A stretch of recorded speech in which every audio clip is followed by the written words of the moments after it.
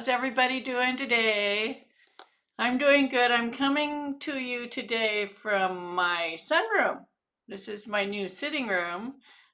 This is not the new room where I'm going to be. Whoops. But this is where I have to be for this week and next week because the library where I usually film from is getting painted today and next week on Saturday. So this is my temporary setup. I think it'll work fine. I have two TV trays here. I have one here with my computer set on the keyboard. And over here, I have another one with my side camera for showing my hands and stuff. So a little bit different setup. The lighting's a little bit different. Let's see who's here. This is always my favorite part. Linda Annabelle from British Columbia. Inbal Gross from Summary, Israel. I'll bet it's nice and warm there. Elizabeth Nielsen from Sweden. 37 Vega Lira from California. Elaine Lee from Maryland. Kay Baker from Sonoma, California. Judith Andres from South Michigan. Deb Rohrbach from Ohio. Rebecca Senko from Orlando. Marie Tobita from New York City. Lizanne from Benicia, California. Marie Mallarich from Ann Arbor. Kelly Mycat from New Hampshire. Luann from Lancaster, California. SJM Clarty from Calgary, Canada. Carolyn Finneran from Central Oregon. Susan Day from Washington. KJ Russell from Prosser, Washington. Karen. Hi, Karen. Amy from New York City. Sue McVicker. Judith Andres from Mary. Mary, where is the family? Fatima. Hello, everyone. Just on time. Yes. Margaret Snook. Belinda Drabble. Marie Mallarich. Oh, she's replying. Renee. Jacki. Mary Inman. Monique. Diane Joel. Kay and Tong. Judith Andres, Anne Tremoliers, Jerry Rossiter, Judy from BC, Rona Shane, Bradley Trahan, Marlene Rose, and Thea Stewart, Katharina, Continental Combined, Frances Davis. And she wants to know if I've covered how to figure out how much yarn we're going to need. And I can talk about that today. That's a great question. I have covered it briefly, but we'll cover it more. Deborah from Flagstaff, and so on. So hello. Welcome, everybody. Don't forget to give me a thumbs up. Today, we're going to talk about the pockets a little more. I'm actually going to demonstrate on how to make a pocket. I'm going to talk about the neck shaping. I'm going to answer people's questions on Ravelry, and we'll go from there. In the next coming up sessions, the next paperwork that will come out, I'll be talking about neck shaping extensively. The one after that, I'll be talking about seaming and finishing. And you really need to think about seaming and finishing before you start knitting, and you'll see why when I talk about that. But we're moving right along now, and actually we'll probably only have a few more weeks till people can really get knitting and start actually finishing their sweaters. So Deborah wants to know if I'm in my new sunroom. Yes, it's very pretty. You're just seeing one little corner of it. I swivel my let me see if I can do this. Let's see what happens if I take this off. I hope you don't get seasick. Okay, so there's the other side. Then it goes out to my dining room. And over here, there's another chair like what I'm sitting in, and my lamp. Oh, there's my laundry. I'm doing my laundry. Yes, that's my sunroom. You got a little tour there. So, okay, where to even start? So today, actually right now I'm going to switch to my hands, and I'm going to show you what I've been working on. I'm making a little sample here, and this is the beginning of a sample pocket. What I've worked here is some ribbing, a few rows of ribbing. It's just a little sample. And between here and here is where the pocket's going to be. Let's make this a little bit bigger.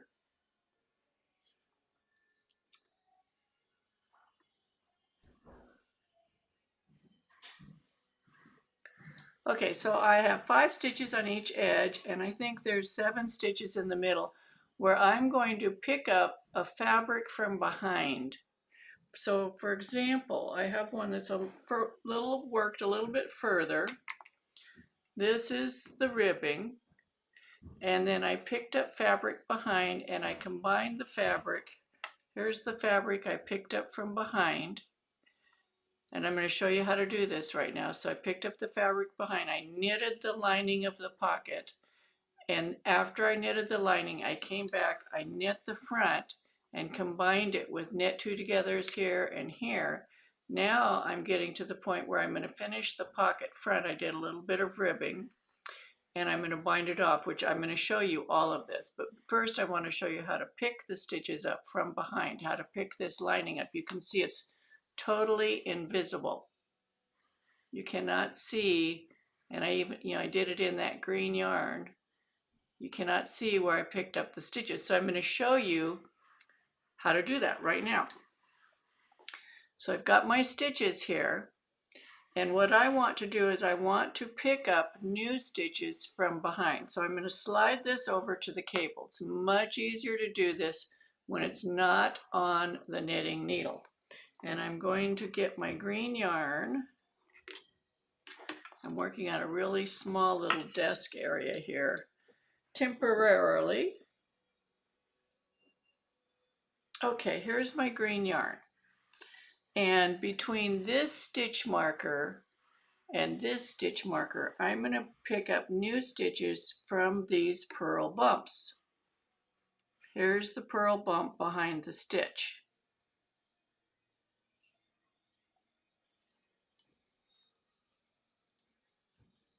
Right here.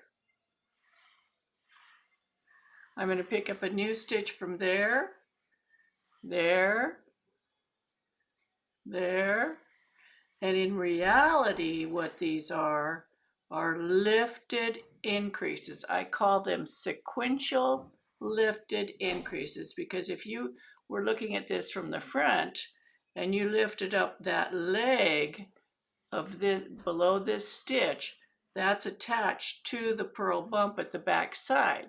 So if you lift up the right leg, you're doing a right lifted increase. If you lift up the left leg, you're doing a left lifted increase. So I'm going to be lifting up from the back. It's neither right or left, but it's the same thing. I'm going to use a new needle, a separate needle, and I use the same size that I'm knitting with. You don't need to make miniature stitches for this. And I just went down through that purl bump and I pick up a new stitch. I'm going to go down through this purl bump and pick up a new stitch. And I'm going to go across and pick up 7 stitches.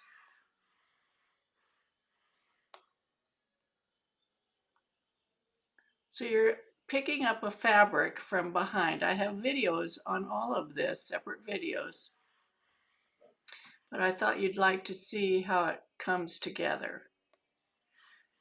And this is just the straight down pocket where you put your hand straight down into the pocket, but all of the pockets in the tutorial are constructed similarly.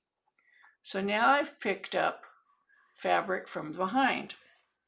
It does not interfere with the stitches on the front.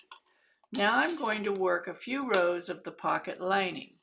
I'm going to start out by working a knit stitch at the edge because I want to create little garter bumps across the edge. Hold on, I gotta text somebody, just a second.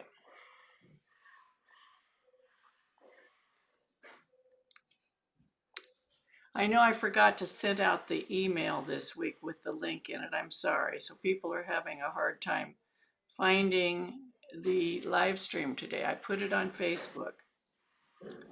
And come to the last stitch and knit. So we want to maintain garter bumps on the front and last stitch. So we're going to turn the work. We're going to knit, and I'm just going to do a few rows so you can get the hang of it. So I'm creating a stockinette stitch lining. And of course you wouldn't do this in a contrast color. I'm just doing that for teaching purposes, although you could if you wanted to. Turn the work. It's a little fiddly having the two needles, but it's not insurmountable. I'm working the garter bump on the edge, so just on the wrong side rows, I'm going to make that first and last stitch a knit. We'll do just a couple more rows because you just need to see how to do this to get the hang of it. So you can see I have my garter bumps here and here, and that's what I'll use. You can see the bump right there. That's what I'll use to combine the front fabric with the lining. So this is a knitted in pocket. There's absolutely no seaming whatsoever. And it comes out perfect every time. I'll do one more wrong side row, and then I'll show you how I join these fabrics. So I knit the first and last stitch and purl the ones in between.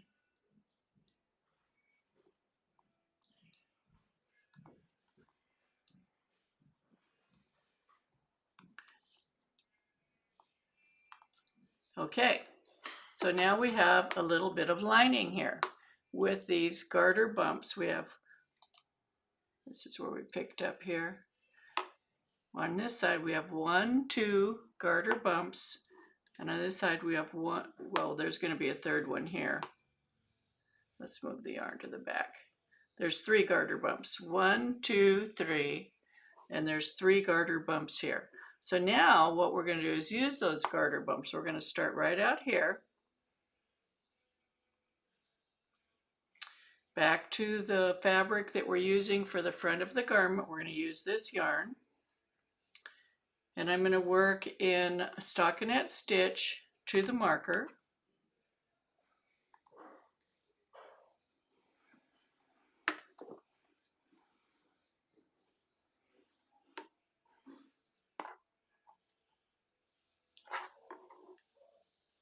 Okay, we're just going to work in or whatever your base fabric is. It could be a stitch pattern. Then I'm going to slip the marker. Then I'm going to go back to this fabric, the lining. I'm going to pick up that first garter bump, that purl stitch from the garter bump. I'm going to put it on my left needle. Then I knit these 2 stitches together. Then I'm knit to the next marker, actually 1 stitch before the marker. There's my last stitch. I'm going to reach back here and I'm going to pull up the next garter bump on that row. That's the same first row. Pick up that garter bump, place it on my left needle, and knit it together with that last stitch. Slip the marker, knit to the end.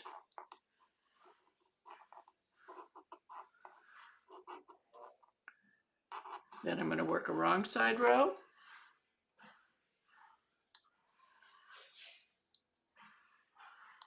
Once I get my house all put back together and actually have my video space back, I'm going to make quite a few videos on these pockets.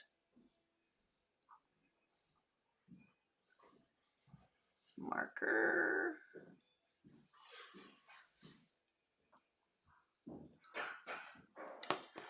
So this time I'm not connecting any of the lining on the wrong side rows. You just work across. You only connect the lining on the right side rows. And you connect it by just working the garter bump on the edge of the lining with the front stitch. And I choose to use a knit 2 together. So now we have connected, beginning of the connection of the lining.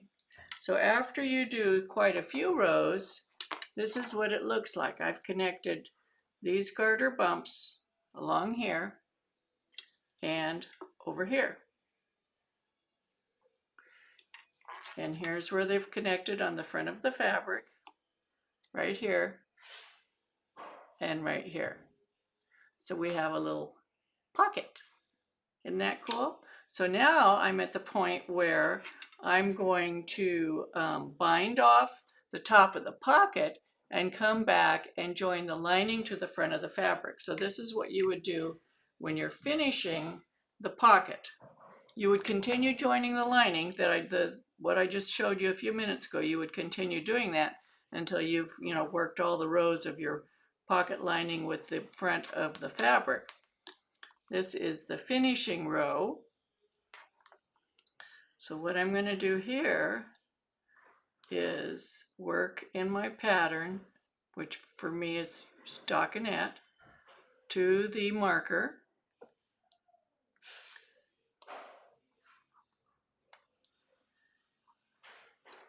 Take my marker off. Now I'm going to bind off these stitches in pattern to the top of the pocket. Whoops.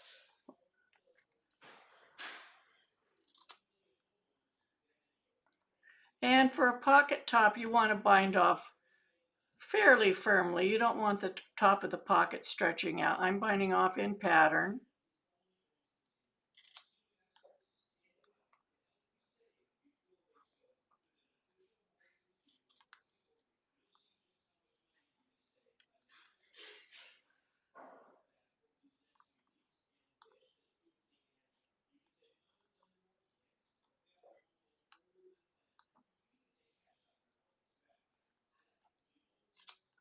And the directions for all these pockets are in the tutorial.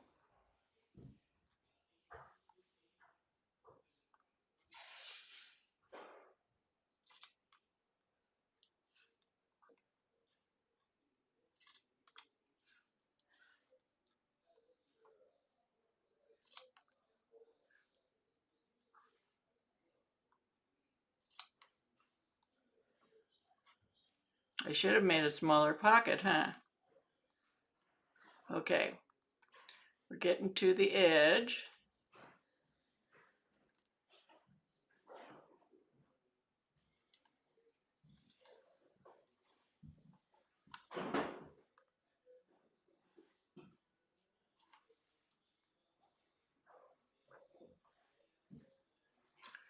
I need somebody here to yell at me to keep my hands under the camera. I'm sitting slightly different, so it's different holding my hands. Okay, here we come to the last stitch.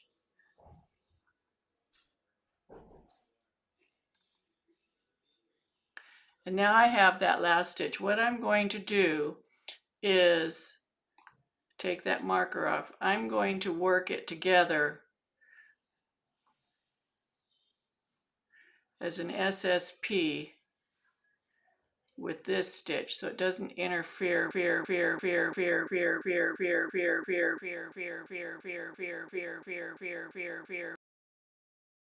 the row.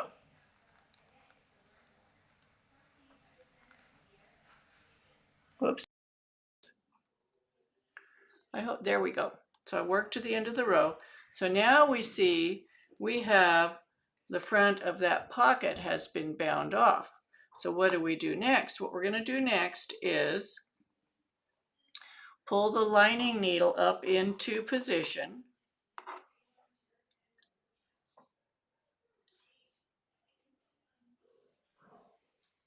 We're going to get our stitches up onto the lining needle. So now what we're going to do is, using our working needle on the front of the fabric, we're going to work those first 5 stitches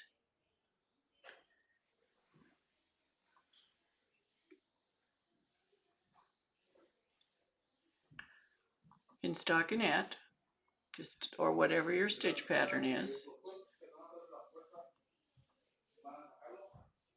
Now here where I did that SSP, you can see by combining that bind off over here, it didn't interfere with the fabric. If I hadn't done the SSP, we would have had a loop of fabric going around, a loop of yarn going around that needle. So now we come back to our lining and we're going to knit across the lining.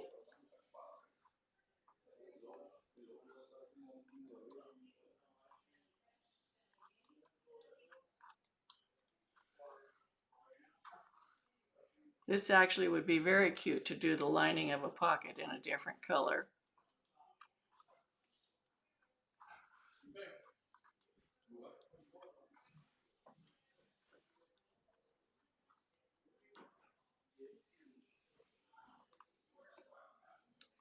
And then we'll get this needle, get these stitches up,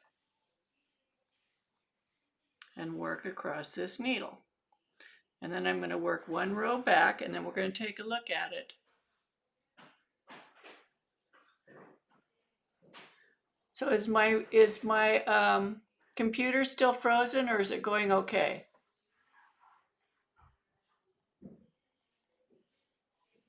Am I back?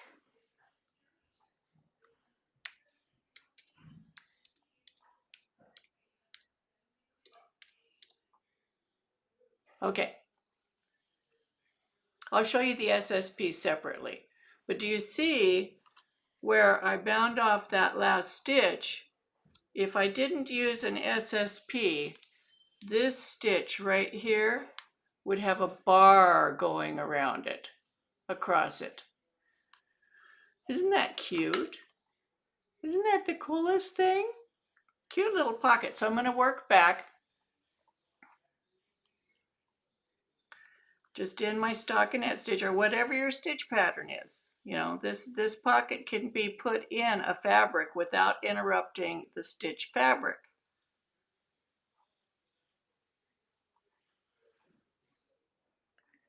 I'll work back and then we'll take a look at it, okay?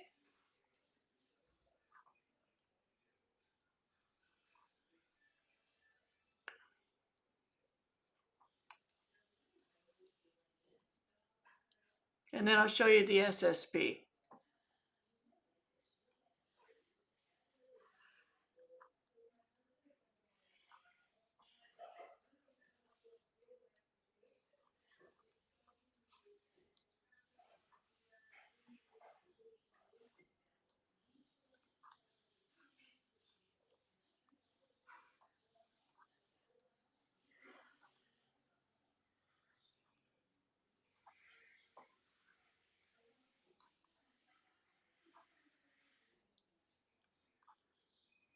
Okay, let's see how our little pocket looks. Here's the wrong side.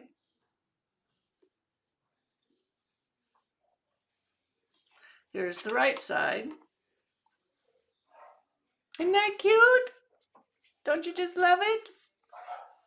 Nice little pocket. And I made a fairly firm bind off because you don't want, you know, if you're going to actually use the pocket, you don't want it drooping down. Isn't that cool? What'd you think about that? So these are the same techniques, some of the same techniques that you use to make the other pockets. For example, if you want to make a pocket that opens from the side, you would still pick up the stitches from the bottom. You would make your garter bumps here, and you would not connect this side. It would be open. And then when you got to the top of the pocket, instead of binding off here, you would work the front pocket with the lining, each stitch as a knit two together, and that would connect the lining to the, and then you could put your hand in the side of the pocket. Okay? So let's see if there's any questions on this part so far, okay? I'm looking for the word question in all cap. That's what you can do to make it stand out so that I can find it. I'm just going down from the top down. Be sure to give me a thumbs up.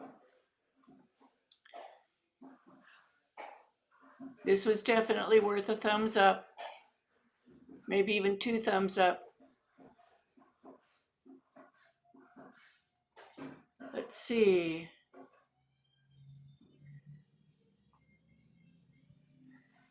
Okay.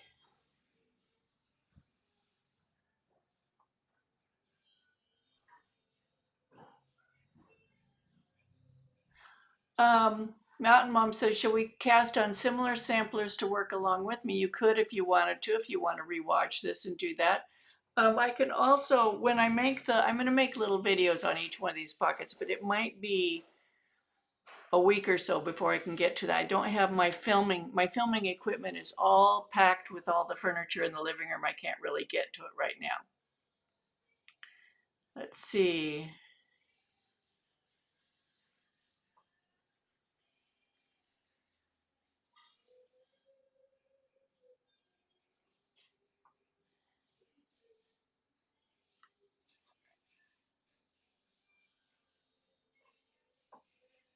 I'm just reading. I'll show you the SSP and again. Gillian, question. You froze just as you came to the end of the bind off for the top of the pocket. Can you please go over that again? Yes. In fact, why don't I do that right now? I can do that on this little piece.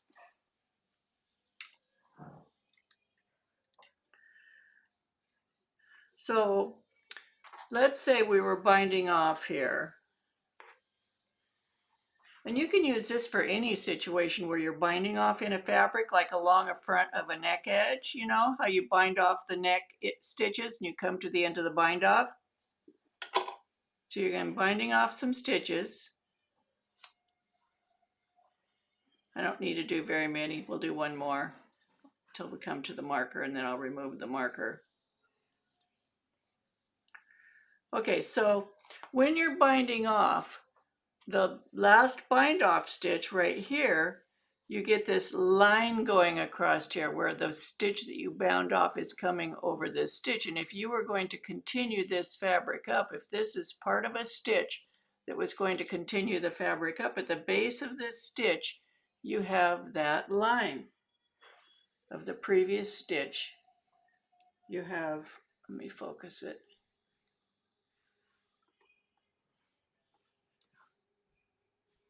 Do you see where this bind off stitch, when it was slipped over this stitch, it comes across the stitch, it interrupts that column of stitches. So for the last bind off stitch, what I do is I do work slip as if to knit, slip as if to knit, put them both over here. Oops, this isn't working.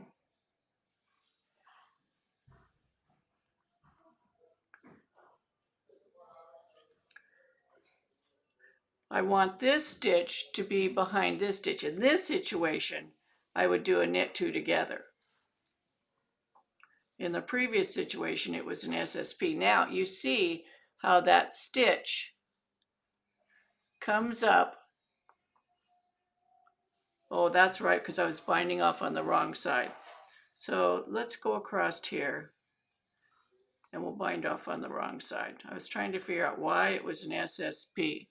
It's because I bound off on the wrong side, which we can do here.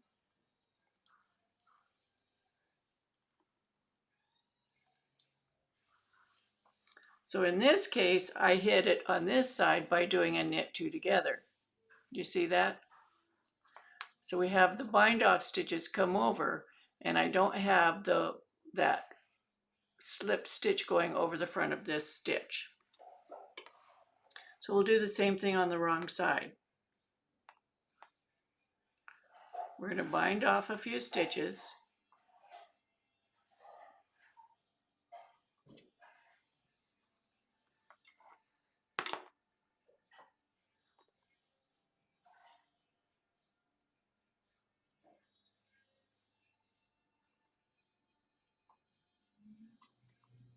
Okay, so in order to prevent the bar of the bind off stitch from going across, I'm going to put the last stitch here. I'm going to slip as if to knit, slip as if to knit, Put them both over on this needle and then purl them together through the back. That's an SSP. So I've got them both over there. I'm going to purl them through the back. That's an SSP. And then we'll work across and we'll take a look at this.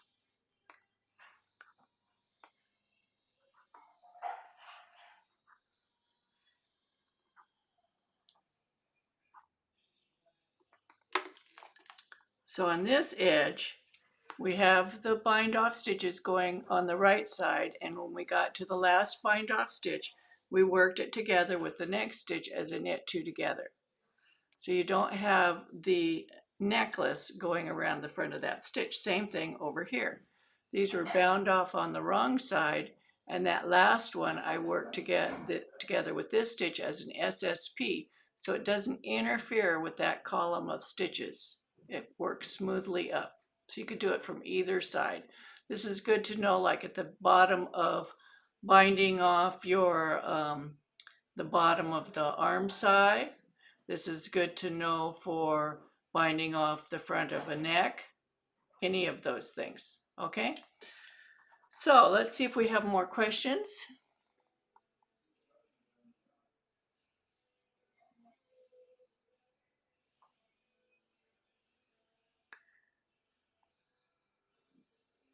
Okay, that's where I froze. So I showed the SSP. Okay, so when you get to the end of this, I bound these stitches off in this direction. You could just as well as bound them off this way, but I bound them off this way. Then what I didn't have these stitches on my needle anymore. I just had the 5 stitches here and the 5 stitches here. So then I took my front fabric needle and I knitted my 5 stitches, and then I went to the back fabric needle and I knitted all the way across the back fabric. Then I came back to the front fabric needle and knitted the last 5 stitches. Then I purled back. So that's how I connected the 2 fabrics seamlessly together. And it just looks really good. It looks good. Let me see if there's some more questions. Let's see. Elaine, Leah, question. So at the end of the knitting the green part, you did another SSP, then finished the 5 stitches after the marker. Yes. No, I didn't do another SSP. I just knitted all the green stitches, then I knitted the last 5 stitches. I only did the SSP when I was connecting the last bound off stitch with the stitch next to it. Sue McFicker, question. What would you say are differences to your Brilliant Way and the double knit version I have done? The double knit version is similar. I can't answer that right now because I can't picture in my mind the double knit version. I know there's a Lucy Neatbee has that double knit pocket, and I'm going to have to review it, then I can answer your question. Let's see if there's any more questions. Mountain Mom, question. When slipping the garter stitch bumps to your left hand needle to join, do you find that one or the other orientation from bottom to top? It doesn't matter. It doesn't matter which way you put it on there.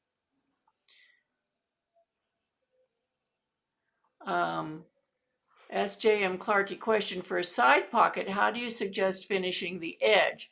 The pocket gets seamed to the back piece, yes, and the front piece needs to be finished on the edge. So yes, that's a good question. So when you're working this front piece, you can work it in garter stitch, or you can work it in seed stitch, or you could put a cable along the edge. Have you ever tried that? Have you ever worked a cable right on the edge of your fabric?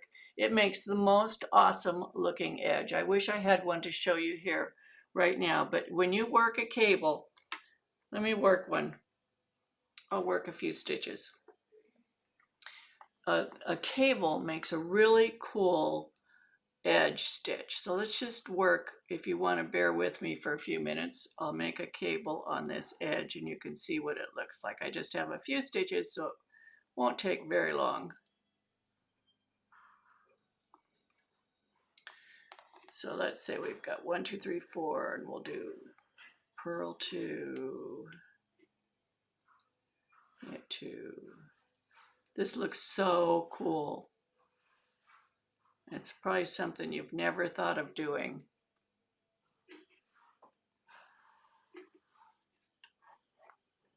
But I would also add an extra stitch right here because I'm going to take this needle off here. We don't need this anymore. These can just hang here. Okay, that makes it easier.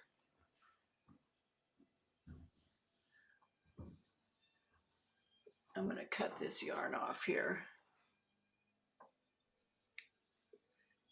Okay, frees me up. Okay, so let's say we're going to do our cable crossing right here. I'm going to make a cable crossing. It's going to be a left-leaning cable.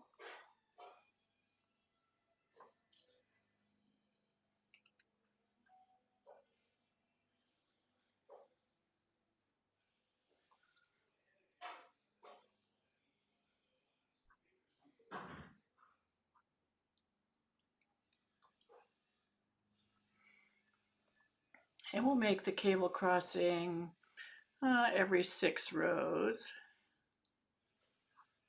So bear with me for a minute while I get some rows on here.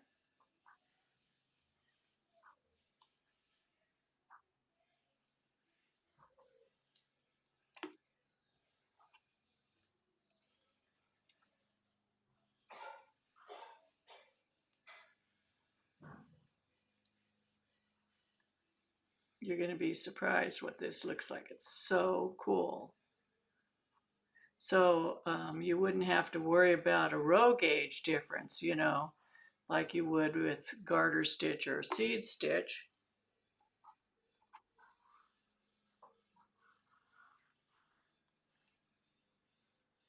But in the case of a pocket, you know, it would work out good, the row inequivalency between garter stitch and seed stitch would work out good for the pocket edge because it would keep the pocket edge tidy. Depends on how deep the pocket is though. Let's do one more right side row and a wrong side row, and then we'll do another cable crossing.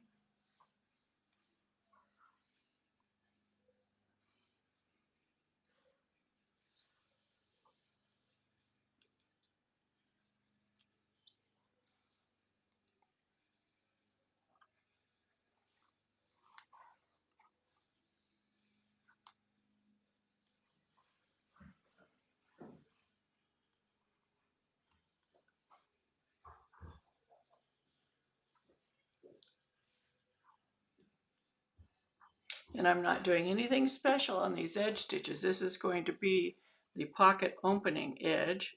So I'm going to do another cable crossing here.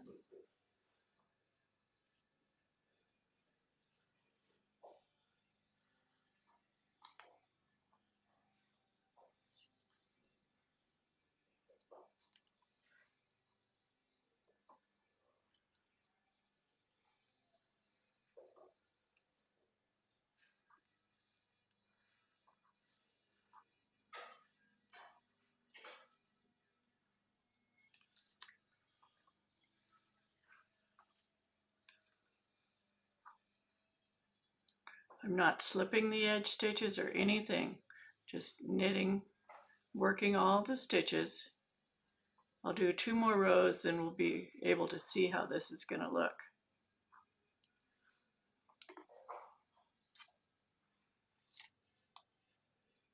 It's really cool.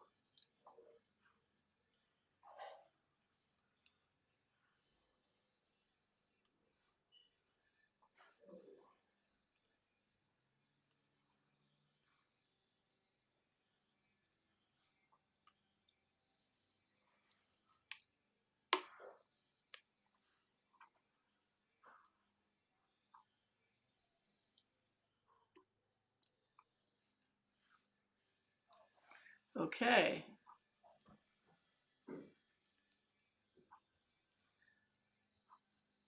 So let's say this was the opening to your pocket.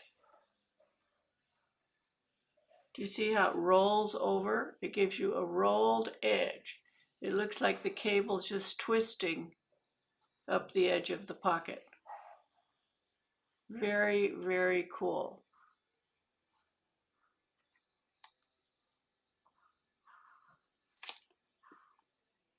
That's one thing that you could do.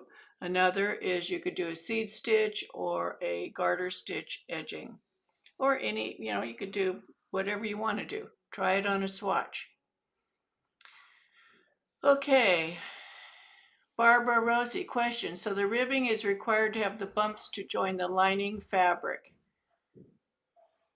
Yes, not ribbing. Oh, at the bottom? No. Down here, this is not required. I just worked an edging. It could be anything, but the very first row, where you're going to connect your bumps, what you need to connect your bumps to is a row of knitting on the right side, because you can't pick up purl bumps from knit stitches. So I worked my ribbing, and then I worked one row of stockinette. Then I picked up the bumps from the stockinette row. You can't really pick up bumps from these stitches that are purls on the right side that look like knits on the wrong side. You can't pick up stitches from these invisibly. It would show on the front of the fabric. But you could use any sort of edging down here. But once you finish your edging at the bottom of the sweater, or wherever you want to start your pocket, in this case I started the pocket right above the ribbing. The pocket could actually start up higher if you want it to be higher. You would just pick it up on the backs of those stitches. And I just chose ribbing as an example, but you could pick up the stitches anywhere. That's a great question, Barbara. Thank you for asking that. KN, question, if you make side pocket, do you use ribbing on the side? So I just answered that. Gillian, comment, we can't do 2 thumbs up. It just toggles on off. Oh, thank you for trying though. Sue McVicker, Kathy, this is one video in a series to give us an opportunity to, okay, she's replying.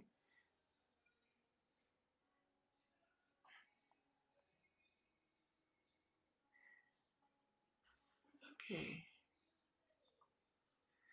Kathy, question. The video said you were doing set-in sleeve. The name of the whole tutorial is set-in sleeve. It's a set-in sleeve tutorial. And the previous, we've already worked through the set-in sleeve. It's a set-in sleeve garment. So this is a tutorial. It's the 4th in a series that I've done. The first one was a tutorial on how to do a raglan sweater top down. You could do a cardigan or a pullover, but it was based on the raglan construction. The second tutorial I did was a yoke from the top down, so you could do a yoke pullover or your yoke cardigan. The third tutorial was a bottom up drop shoulder or modified drop shoulder with or without saddles cardigan or pullover. This is the 4th in the series. This is a set-in sleeve garment knit in pieces from the bottom up. So I call them ITAG. It takes a guild, ITAG. It takes a guild because we all participate in creating the tutorial. And this is the 4th and last one of the series. Each tutorial has many, many, many, many videos that go with the written document, along with these live streams that I do to fill in the gaps where people are asking questions or they want to have more information on top of the regular videos. So it's a 3-part thing. It has the document, which is the tutorial, then the live streams that I do on Saturdays as that part of the tutorial. Each time we're working on it, working further and further on the tutorial. So right now we're working on pockets, and I'm going to start the work on the neckline in a few minutes. then the next time we'll work on the next portion of the tutorial. And then there's also individual videos for all the small elements. So if you're new to seeing these live streams, that's kind of what it's all about, okay? I hope that helps you, Kathy. Gillian, question. So when you bind off the front of the pocket, the green lining stitches just stay on the second needle and don't get worked until the following row. I've always tried to reinforce the corners. Yes, they just work till the following row, and the inside looks good. Let me go back to my hands. It looks good. And because you do this tight bind off, and because you do the that SSP here, that makes it tight. It's tight there. It's not going to stretch out of shape.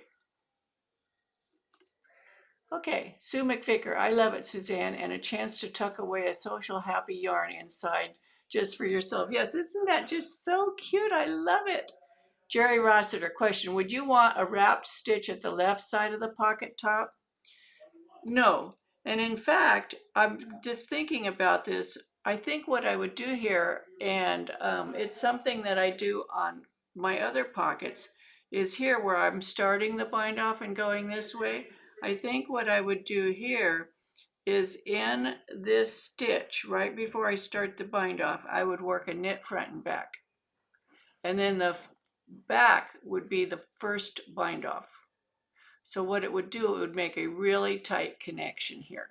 And when I make the little video about this, and this will be the first one that I make a full video on, I'll show you how to do that. I might do it today or tomorrow. We'll see if I can get to my video equipment. That's the problem. Okay, let me go down these questions some more.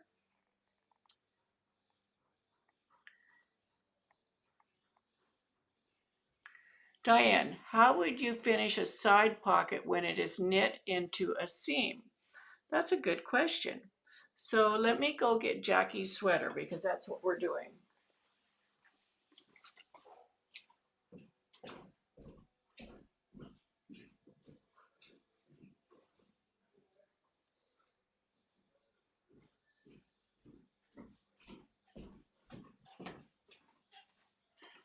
The side pocket is a really good one because you could do it as you're knitting the sweater, or you can add it as an afterthought pocket, and it will look exactly the same either way. So this is Jacki's sweater, and this is the drop shoulder sweater that she did. Here's her sweater. Isn't it beautiful? It's got a nice big shawl collar. And she's got her drop shoulders. You can see the saddle, her saddle. And then the drop shoulder sleeve. And she's got her V-neck shaping here where she came up with her cable. Isn't that pretty? To make the V-neck and the shawl collar. So, and when she was making it, she didn't want to have pockets in it. She didn't want to make pockets when she was knitting it.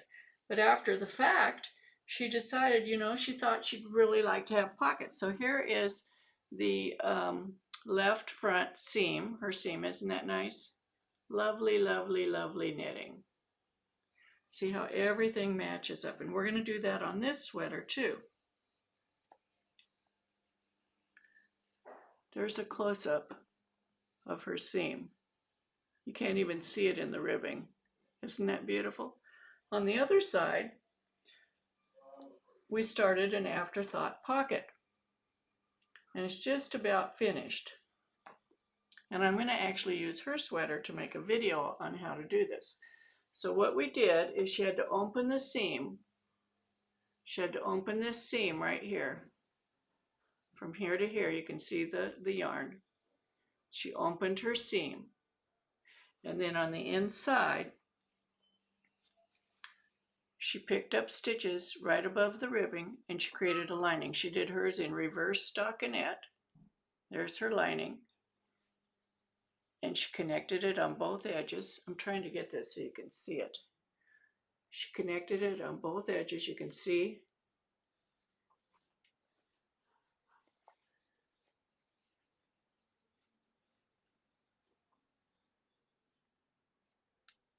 It's connected.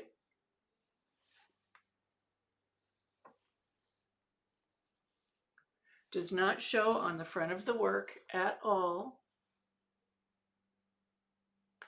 And now we're ready to Kitchener the top of the pocket down, so it'll be done. And then what we're going to do on this edge here, where she broke the seam, right here, we're just going to do a single crochet finished edge along there just to secure it. Now once she opened the seam, then you have the front is open and the back is open. So when she connected the pocket, she connected it, here's the inside of her pocket, and it's connected at the seam here. Trying to hold this up when it's reversed is nearly impossible. Here is the back of the fabric. Here is where she connected the lining to it. So on the inside, here is that seam coming down the side, and this is where she connected the lining to that seam.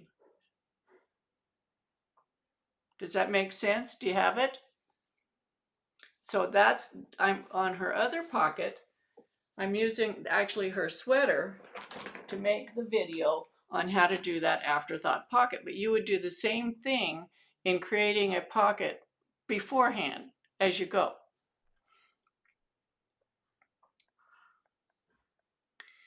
Okay.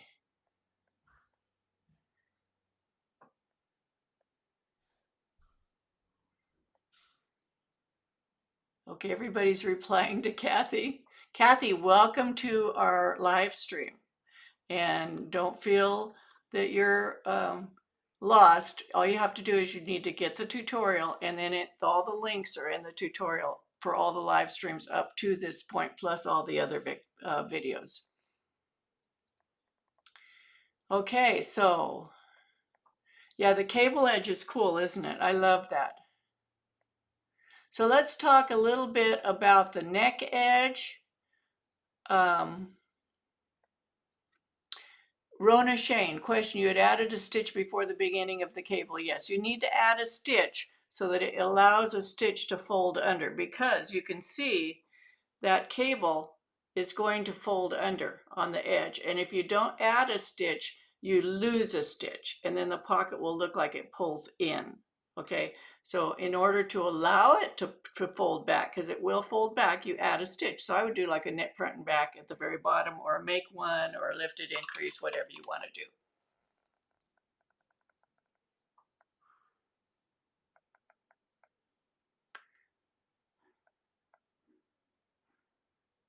Okay, Jacki Rickles is one of my very, very, very good knitting friends, and that is her sweater. She participated in the first time I did that particular knit along.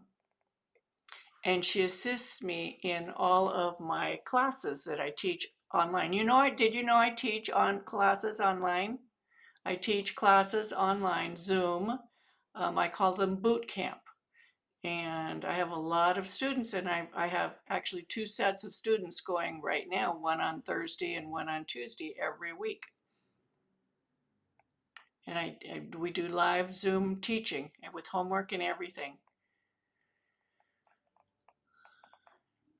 Francis Davis, question, did Jacki connect as she knitted the lining or afterward?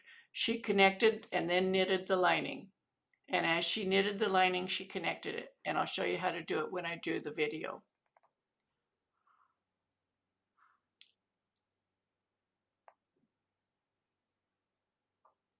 Okay, now let's talk about the neck, okay? Yes, thumbs up. That was a lot. So let's talk about the neck. I'm going to go back to my hands, and then I also want to answer the questions that people have asked on Ravelry. Okay, so we can move all that knitting because now we're going to talk about drawing. Okay, so this is the knitter's graph paper again. And we'll assume that, let's assume that you made your neck edge on here. This is just regular graph paper. And let's say that your back neck is 4 inches wide. Let's say 5 inches. That's pretty wide back neck, but let's say the back neck is this wide. And that you want, and you're going to make a V-neck, and you want the front to be 4 or 5 inches down. 1, 2, 3, 4, right here. And this is going to be your V-neck, and we'll do a U-neck too, but let's start with the V-neck.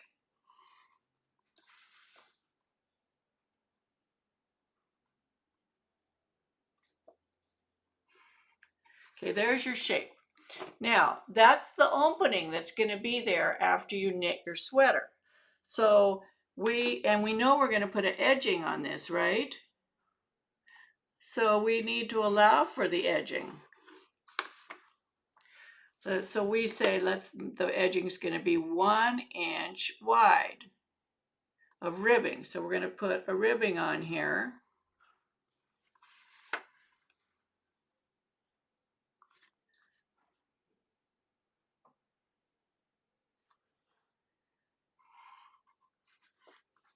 So our V that we're going to knit is actually going to come down to here. This isn't perfect, but you get the point.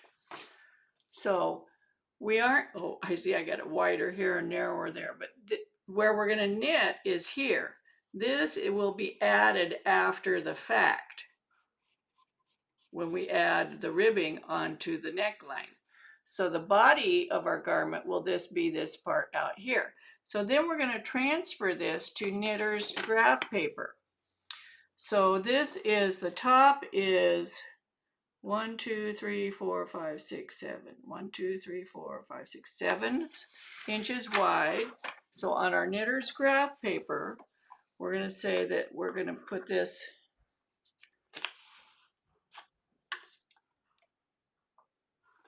7 inches wide. 1, 2, 3, 4, 5, 6. So it's going to be this wide here, 7. That's the top. And we went down 1, 2, 3, 4, 5, 6 inches. So this is going to be 1, 2, 3, 4, 5, 6, 7, 6 inches down this way. 1, 2, 3, 4, 5, 6 is the point. And then we're going to connect this line with this line.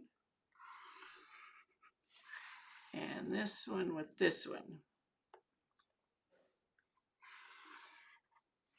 Then we've got to figure out which of these squares are going to be knits, right? So we can see this square, we're using almost all the squares, so I would say that looks like a good square. This one we're cutting right through the middle, so we have to make an executive decision. Am I going to make that a stitch or a no stitch? I'm going to say it's no stitch. So we're going to be like this. And this square, we have the whole square here, so we're going to have that included. This one, again, it bisects.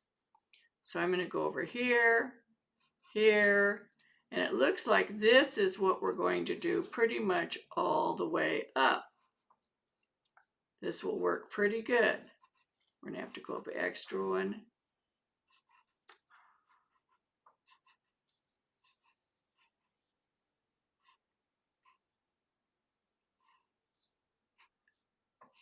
And that's how you would decide where you're going to knit. Whenever the fabric pulls over, this is moving this way 1 stitch. Anytime you do that, you have to decide you're going to either do a knit 2 together here, or an SSK, and that will pull it in one stitch. Now you do not want to do it in the edge stitch, and we're going to talk about that coming up when we talk about seaming and picking up stitches.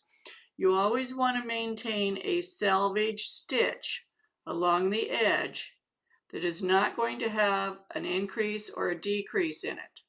The selvage stitches do not need to have increases or decreases, because that's where you're going to be picking up stitches from those between the selvage stitch and the next stitch in is where you're going to be picking up your stitches to put on your edging. So you want to make your decrease one stitch over from the selvage stitch. So if this is being pulled in one stitch here, here's your selvage stitch. This is where your decrease should be. Okay, so let's do a U-neck or a crew neck. Let's do a crew neck. So we have here, same thing.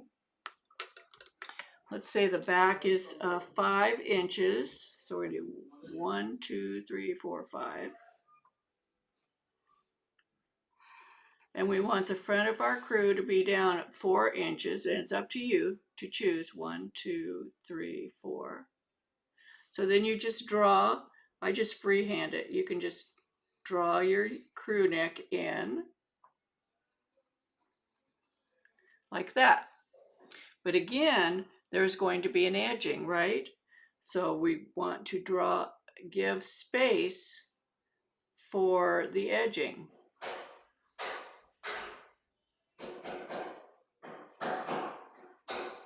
I did better this time. So this is where our ribbing or whatever our edging is going to be, is in this area. So the part that we're going to, and if either one of these is a cardigan, you're just going to, you know, make the front of the cardigan, you know, if it's 1 inch wide or 2 inches wide or whatever, you know, then you're just going to work with this part, this part, this part, this part. So now we are going to transfer this to our knitter's graph paper. So we know it's going to be 7 wide again, because we had a 5 and 1 inch on either side. So we'll start out with our 7.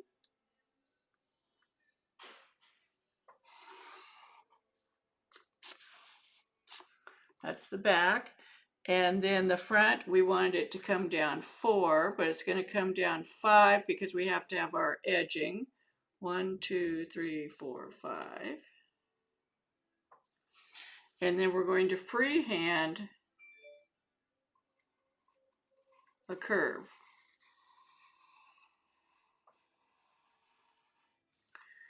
And duplicate it on the other side if you can. That's not perfect, but you can get the point. And again, so all of these stitches here, from here to here, are going to be bind off stitches, right? So you're going to bind off there. Here, this stitch looks good. We've got the whole stitch here. Go over here. And sometimes you just have to make decisions about whether you're going to use the stitch or not.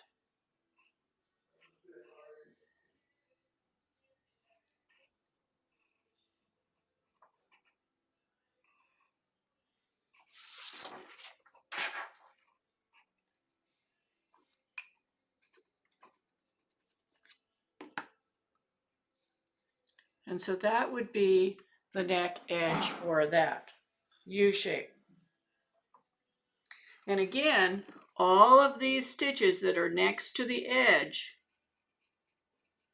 need to be selvage stitches. You're not going to be making increases or decreases in the selvage stitches, because that messes up picking up stitches and seaming. Also, while I'm talking about this, if you're doing any sort of stitch pattern that has eyelets in it, you do not want to have an eyelet on the edge, and you don't want to have it next to the selvage stitch. If you have an eyelet right here, and then you pick up between that selvage stitch and the eyelet to make your edging, it's going to make a great big giant hole.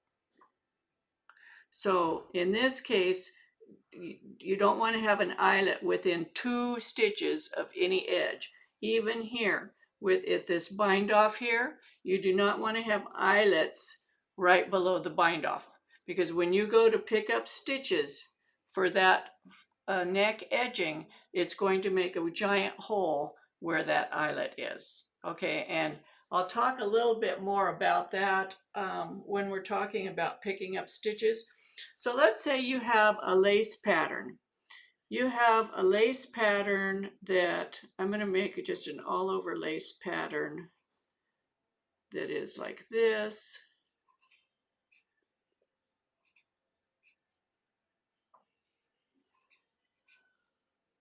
I'm just making this up. Okay. If we weren't, if you just had the all over pattern, and let's say we've got, let's do this one here.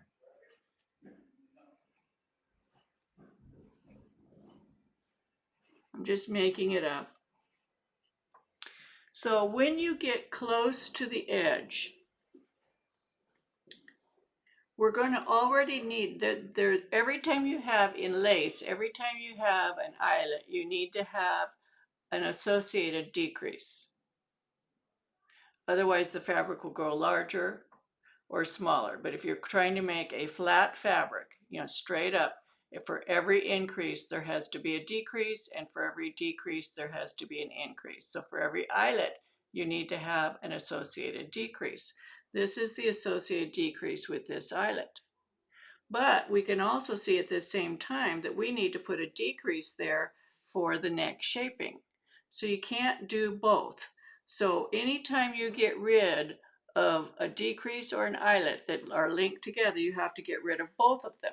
So in this case, we cannot have the decrease here because we need to put a different decrease there for the neck edging. So we have to erase both of these as if they didn't exist.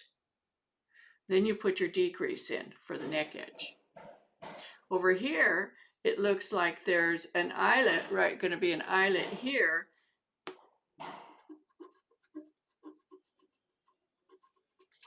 With its associated decrease here, we have the eyelet and the decrease. Well, the decrease will fit, but the eyelet won't, will it? So you have to get rid of both. You just erase them. Here, we have an eyelet right below where you're going to be picking up, and that will not look good. So if we need to get rid of the eyelet, we also have to get rid of the associated decrease. You could have this one down here. That one would be fine. And then your pattern would go on, whatever the pattern is. But around this edge, you cannot have the associated eyelets or the decreases within 2 stitches of the edge. It will not look good. And ask me how I know that. Okay? Now, which edge stitch will be the best? Barble B asked that. I don't know what you mean by which edge. I do a selvage stitch. I do a regular stockinette stitch is a selvage stitch. Veronica Stevens says, would this be the same process for an arm opening? Exactly. This is the same process. Let me see if there's any other questions. That's the last question. So this is the beginning of the neck. I also have a YouTube videos on picking up neck stitches, picking up edge stitches, and we'll be talking about picking up stitches and seaming a lot more in the next couple weeks. So any other questions? Oh, let me go over the questions on Ravelry. Okay, so here we have our questions on Ravelry. Island Woman Knit said, good day, I just discovered you yesterday. I'm so excited. I love your method of teaching. I would love to jump on a knit along. Do you know when the next knit along will start? I would like to start at the beginning and real time. This is the last in the series. I repeated the raglan one this last fall, and I may repeat some of these knit-alongs separately. I plan on putting all 4 of them together into a book. When I do that, I may do the knit-alongs live again. I'm not sure. So, but you can join a knit-along anytime you want. They're all active all the time. It's not set in stone. So this one is from Too Many Crafts. I love that name. I follow your instructions for the Italian rib bind off, both in the round and on flat knitting. I'm working on a shawl that has a twisted rib at the beginning and end of it. I've done a waist yarn cast on and want to do Italian rib bind off at each end to match. Question, do I twist the knit stitches before I bind off, or I should be able to do this during the bind off? You have to twist them during the bind off. Okay, when you do the Italian bind off, then you would have to reverse the stitch mount and then bind the stitch off to keep the twist. Otherwise, it won't look very good. That's a great question. CB Knitterbug. When you're working on your full-scale schematic on knitter's graph paper, can you kindly review how one does the zigzag actual knitting drawing?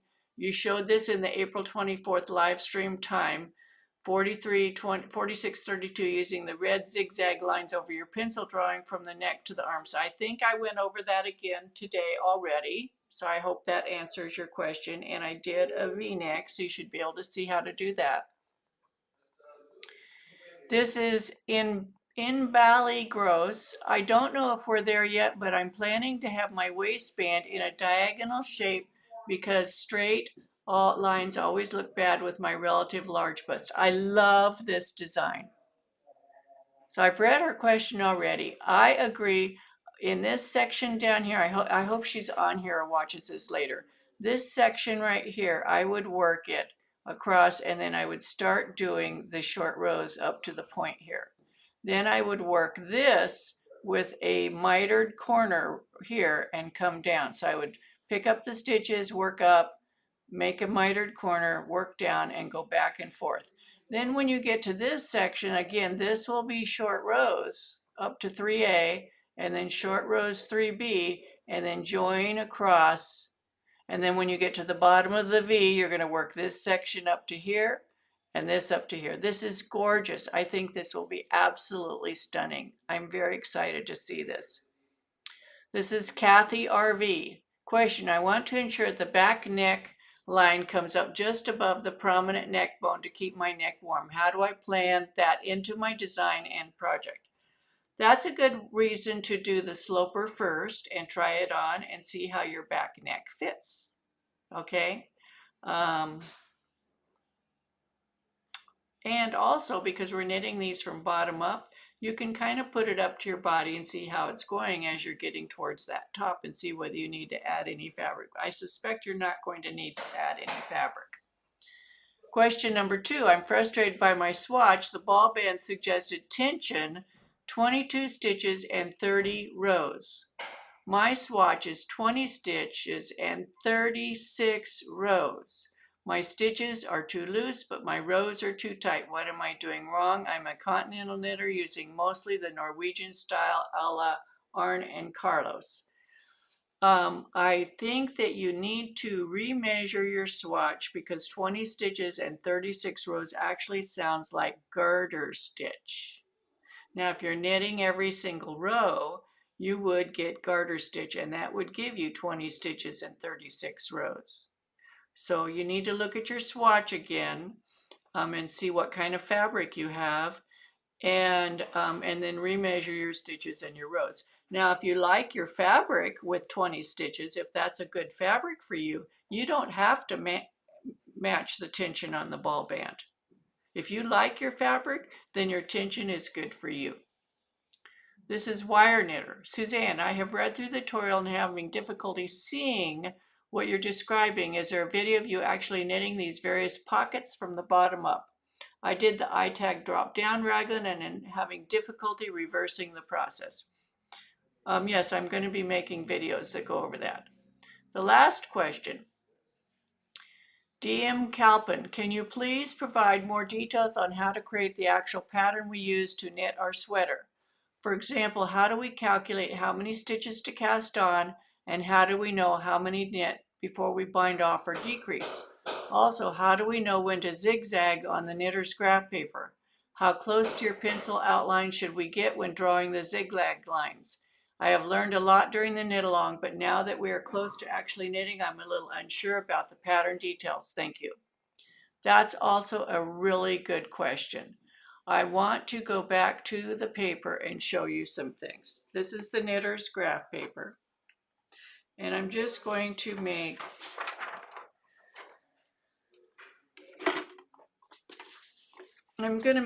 a tiny, tiny sweater here, okay? So I'm just drawing this on here.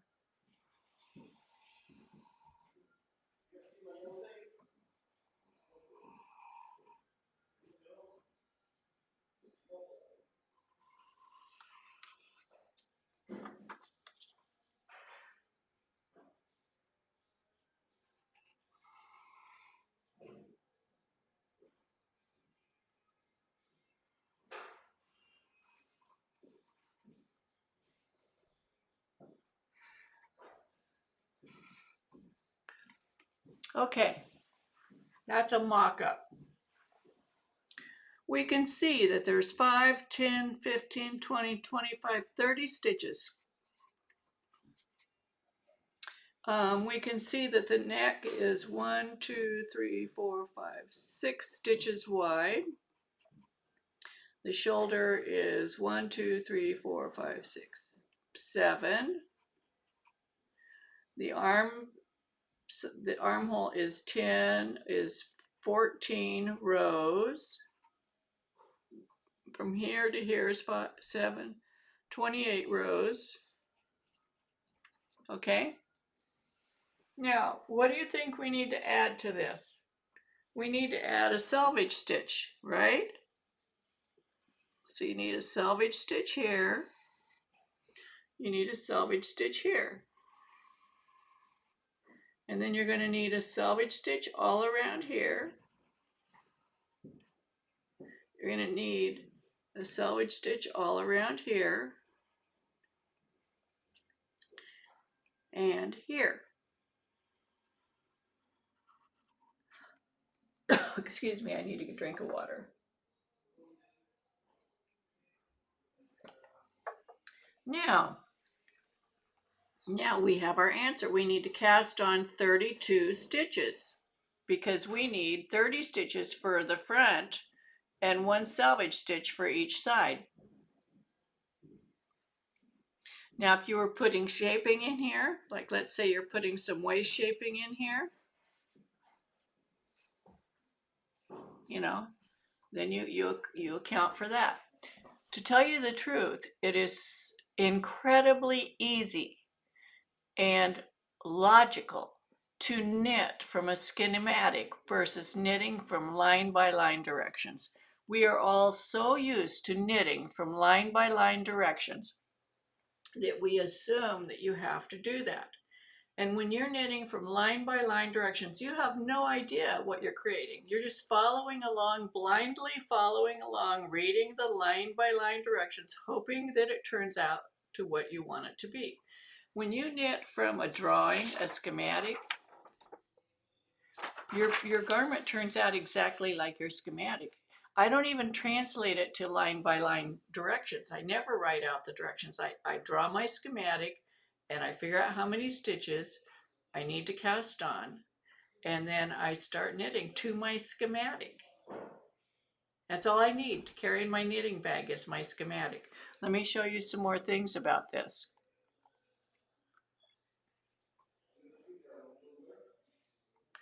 Let's say that you want to have your ribbing on here.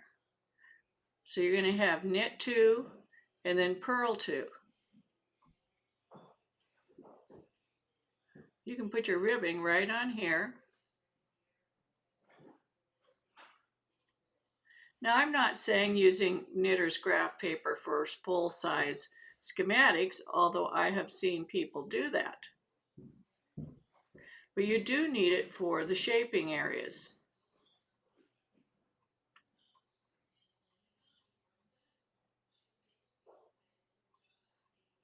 And you could even do this. So we see this is going to be perfect. Look at here. We have our selvage stitch and we have our selvage stitch, and we're going to be seaming the front and the back. So let's say the back looks exactly the same here. We're going to be seaming in this line right here, correct? To this line right here. That's going to maintain our ribbing perfectly across. So we'll have knit 2, purl 2, knit 2, purl 2, knit 2, purl 2, knit 2, purl 2. I messed up there. Knit 2, purl 2, knit 2, purl 2, knit 2, purl 2, knit 2. Purl 2, knit 2, purl 2. It's going to be seamless across the seam. And when you plan this out in advance like this, that's when this is when your knitting goes to the next level. This is when you're knitting handmade rather than homemade. Okay.